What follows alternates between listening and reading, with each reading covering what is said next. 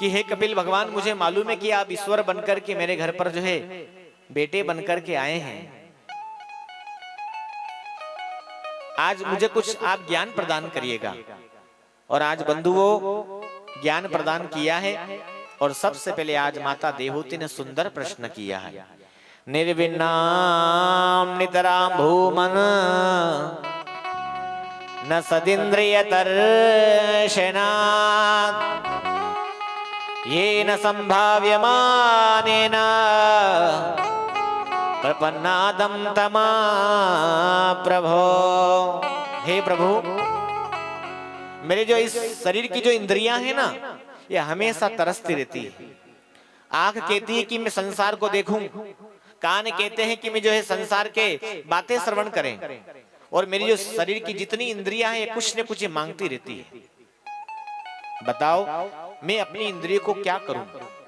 और देखिए बंधुओं, ये माता देवहूति ने ऐसा प्रश्न क्यों किया है?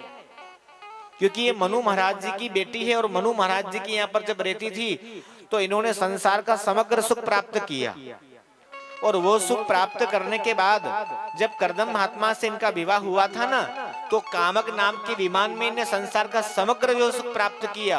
और भी ये जो है इंद्रियां सुख मांगती है। और माता देवहूति ने ये कहा कि मालूम है, मैं जितना इनको सुख प्रदान करती हूँ ये इतना और सुख मांगती है। जैसे कि आग के अंदर जितना घी डालते हैं ना, इतनी आग और बढ़ती है। और मेरा मन भगवत चरणों में नहीं लगता। बोलो राधे राधे। देखिए बंधु, ये जो प्रश्न है ना, हमारे काम का है कि नहीं? आप लोग भी संसार का सब सुख प्राप्त आप लोगों ने किया है। आप रोज खाते हो, रोज और सोते हो, लेकिन आपने कभी ये मना करा कि आप नहीं खाएंगे? बोलिए। आज आपने मीठी चीज खा ली अच्छे से, तो आप कल मीठा नहीं खाओगे। अरे मुंह मीठा ज्यादा हो गया है, नहीं हम अब जो है नमकीन चीज खाएंगे।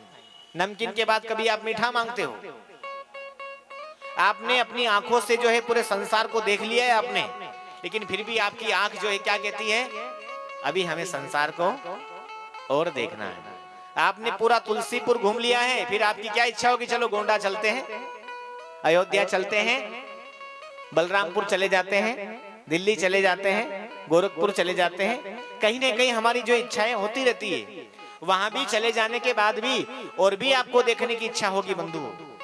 दूसरी बात, अपने शरीर पर जितना आप पहन लोगे, आपने कपड़े पहन लिए, ये ले लिया, वो ले लिया, इतना पहनने के बावजूद भी आपका मन और करेगा कि मुझे और चाहिए।